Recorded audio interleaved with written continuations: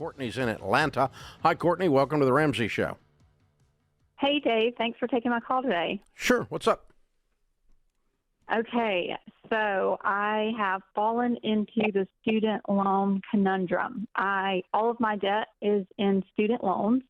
I'm 30 years old. I have about $300,000 in student loans, and I am engaged. Have been for the past 3 years because we are scared to get married. Just because of the debt, we are nervous to buy a home. We are currently renting, and we want to get free. We are completely new to you and your show and your plan. So we just want to go about I understand why you're way. scared with $300,000 in student loan debt. Why does that affect getting married? Mm-hmm. It doesn't. I guess. Well, it did. You told me you've been waiting 3 freaking years. Right. So I guess neither one of us just want to go to the courthouse and get married, but you want to be able to pay for something nicer is what you're saying. Right. But are you a doctor or a lawyer? I'm actually a pharmacist. What are you earning? 100.5?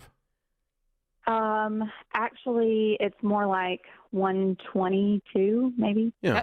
Okay. Gross. Does that feel low? It's a little low, but you're starting. You just got out. So, correct. How long you been out of school?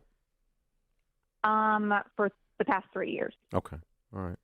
What's his situation? I got an undergrad degree before I actually went into pharmacy school. What does he make?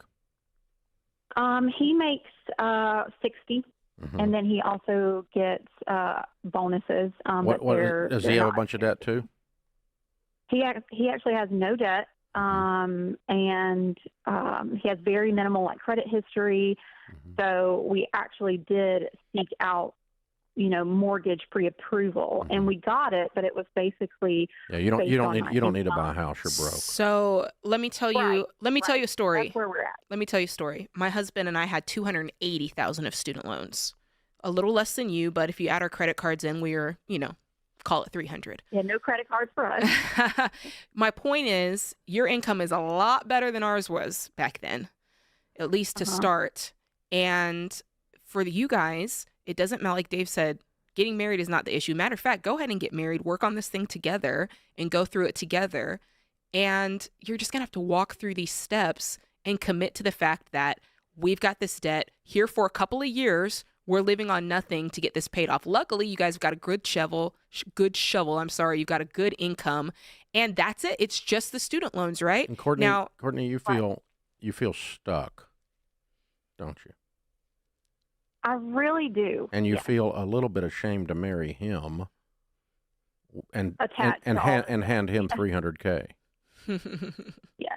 Like you're going, this is pretty serious dowry here, yeah. That's an old word, but yeah, you know what I'm saying.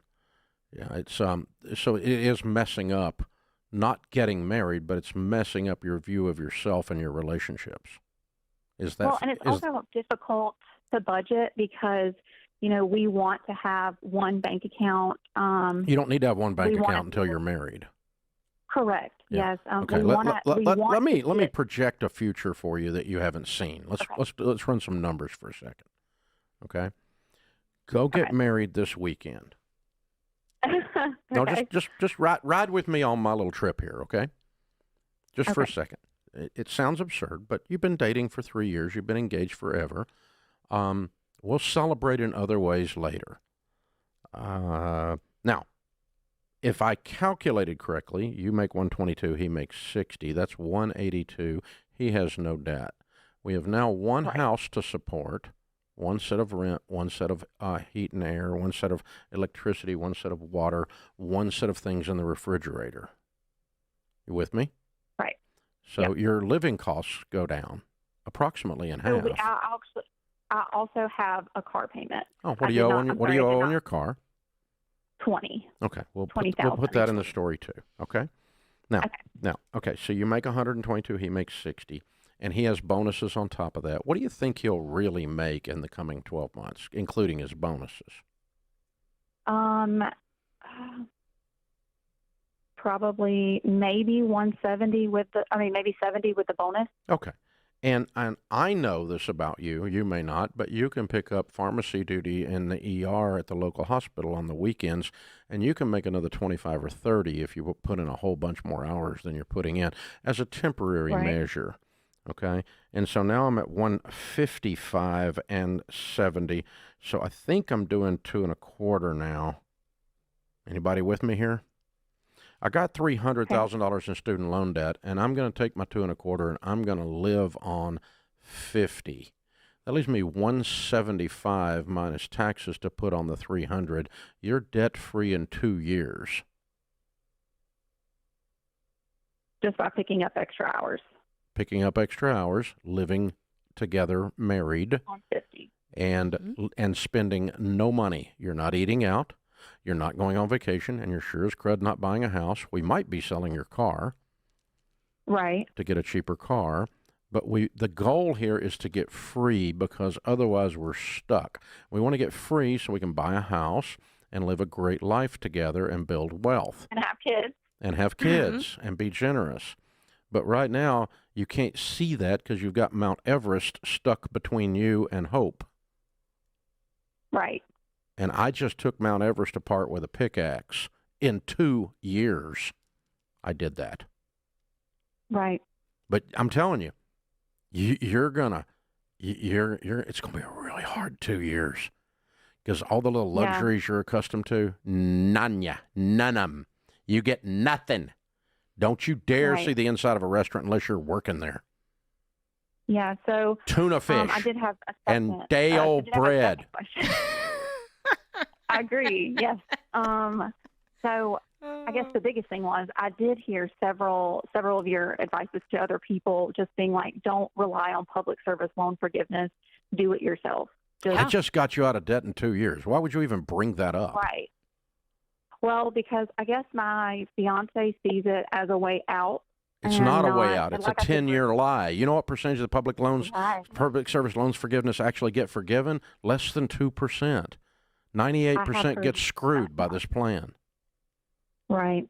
Think about the way you're feeling right now. Do you want to feel that for the next 10 years? Waiting on something that likely won't happen. Yeah, the reason he wants you to plug into that, he doesn't think there's another way.